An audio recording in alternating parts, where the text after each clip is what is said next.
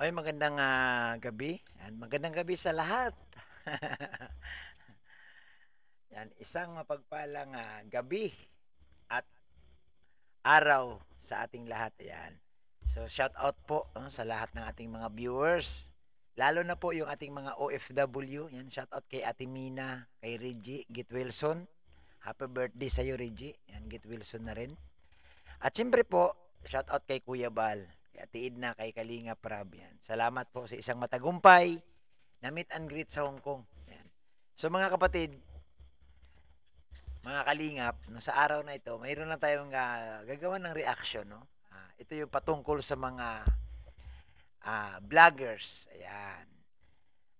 Mga vloggers na mahirap noon, pero mayaman na ngayon. Ay, grabe, no? Sino-sino kaya itong mga vloggers na mahirap lang noon, no? Mahirap lang noon, pero mayaman na ngayon. Yan, sige nga, sa mga viewers natin, magbigay nga kayo dyan ng tawag nito, mga pangalan. No? Kung sino ba yung kilala nyong mga vloggers na dati alam nyo naman na walang-wala, pero ngayon, no, nabago ang buhay dahil sa pagbablog, dahil sa paggagawa ng content. No? At syempre, no, isa sa mga ah, kilala ko talaga, ngayon, si ano, no? Si King Lax, ayan. Isa sa mga namimigay ng kalabaw. Kung inyong matandaan, sumikat ito si King Lax dahil sa pamimigay, no, ng kabuhayan. At itong si King Lax, kung magbigay ito, one time, big time, no? Talagang bultuhan, ika nga. Kaya ang daming nagulat, no, sa kanyang ginawa. Pero hindi lang siya, mga kapatid, mga kalingap. Marami pa pong mga vlogger, no? Ang dating mahirap talaga noon at mayaman na ngayon. So ito po, mayroon akong video clips na ipapakita sa inyo, no? Pero bago ko ipakita ito, no? Mag-comment kayo diyan. Alam nyo ba? Or type kayo diyan, no? Sino yung mga kilala ninyo? Kasi itong napili ko, kukunti lang ito, no? Kukunti lang ito. Pero ito sila yung mga kilala talaga at nasubaybayan ko din na dati walang-wala, no? Ito po, panoorin natin yung mga vlogger noon na wala, pero ngayon mayayaman na bago na ang buhay nila. Ito po, panoorin natin ang kanilang buhay. Ayan, sandali lang po, ayusin natin. Ito. Pilipinas na mahihirap lang noon pero mayaman na at sikat sa ngayon. Nangunguna nga sa listahan dito ay si Kong TV. Ayan. Siya ang pinakaunang-unahang vlogger na nagbibigay inspirasyon. Ayan, ito si Kong TV, no? Nako, si Kong TV ngayon, napakalaki na ng kanyang channel at napakayaman na nito, no? Siya ang kauna-unahang content creator, no, na sumikat at lumaki ang kanyang channel, si Kong TV. Siguro sa mga hindi nakakaalam, karamihan alam na ito dahil mapa YouTube, mapa Facebook, napakalaki ng channel ni Kong TV. Sa mga kapwa Pilipino na nangangarap na umangat sa buhay. At isa ito sa mga iniidolo ng mga Kapinpin family at Team Bugok. Pangalawa sa listahan natin ay si Boy Tapang. Ayan.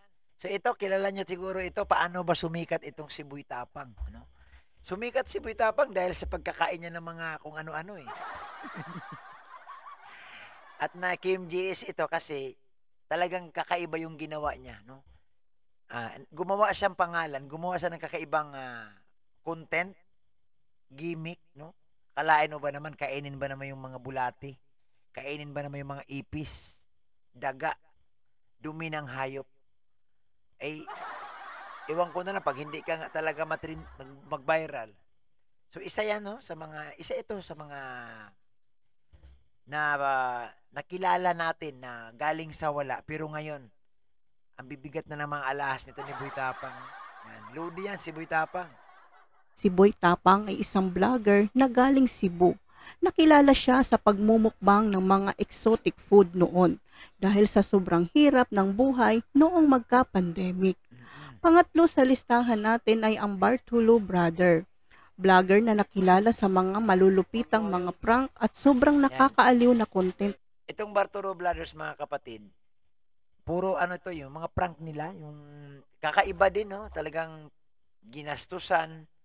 Kalain mo ba naman, may napapanood ako dito sa kanila yung isang pulubi, dinrive yung mga mamahaling motorsiklo, yung mga sports car.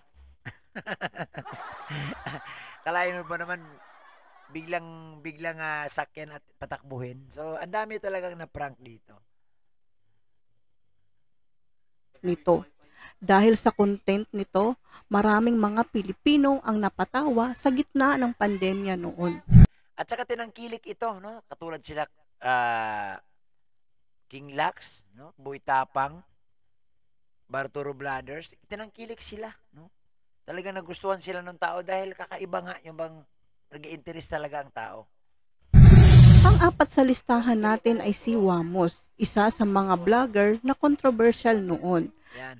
Kilala niyo po yan, si Wamos, no? Dati nilait-lait lang yan, no? Lalo nang sumali sa doon sa, kung mapanood nyo yun doon sa, no, sa isang show na, biniro-biro siya ni Vice Ganda. Pero hindi natin alam, yun pala yung kanyang panimula na sa ngayon sobrang yaman na po talaga ni Wamos, no? Makita mo naman yung sa kanyang leeg, ang lalaki na. At saka ang dami na pong naipundar, ang naka-sports car na, mamahaling sasakyan na. Talagang nabago, no? Nag-iba ang kanilang buhay nang napasok nila yung mundo ng pagbablog. Nakilala siya sa magaling itong sumayaw, magpatawa, at saka kaibang talent nito sa social media. Panglima natin sa listahan ay si Miss Pilingira. Siya ay ang vlogger na ambisyosa sa buhay. Ang mga content nito ay kunwari siya ay isang madam. Yan. Ito isa rin natawa ako pag pinanood ko to kasi yung kanyang content kasi feeling siya yung pinakamayaman. Alam mo yung gano'n na yung kasi yung kanyang content magpapanggap siyang pinakamayaman, pinakamaraming pera, pero kabaliktaran po 'yun. Kaya ang dami ring nanood sa kanya kasi ang daming natutuwa. Na bilyonarya at namumroblema siya kung paano ubusin ang kanyang pera. Mm-mm. Maraming mga natuwa ng mga nanonood dahil sa totoong buhay ay malabo nga itong mangyari. Puro daw ito kabaliktaran. Kaya marami sa kanya ang nag-follow sa kanyang Facebook page. Pang-anim na listahan natin ay si King Lax. Si King Lax ay isang vlogger na kilala sa pagtulong sa mga mahihirap. Yan. So yan, si King Lax, no? Siya naman isang charity, no? Pagtulong ka. Ang kakaiba lang kay King Lax, talagang ano siya, no? Nag-iikot sa buong Pilipinas kung saan-saan siya nakarating. Mindoro, Mindanao, Cebu, Iloilo, Manila. Nag-iikot siya, hindi lang siya naka-permanente sa isang lugar. At si King Lax po kasi talaga, ang binibitawan nito talagang malalaki, no? Kagaya nung nagbigay siya ng kalabaw. Itong huli lang nung isang magsasaka sa Cebu na namatay yung kalabaw, pinalitan po ni King Lax ng isang bagong kalabaw din. Kaya nakilala talaga si King Lax sa mga ganitong pamimigay. Kaya mapansin nyo, talagang biglang bulusok pataas yung kanilang, biglang angat pataas yung kanilang mga followers, yung kanilang mga subscribers. Talagang diretso pataas. Kasi nga, kakaiba yung content at nagustuhan ng tao. Mas nakilala siya noong binigyan niya ng kalabaw ang isang magsasaka na sobrang hirap sa buhay at hindi kayang bumili ng kalabaw. Maraming naantig na mga Pilipino nung mapanood ang video na iyon. Kaya simula noon, marami ang nagpalo kay King Lax.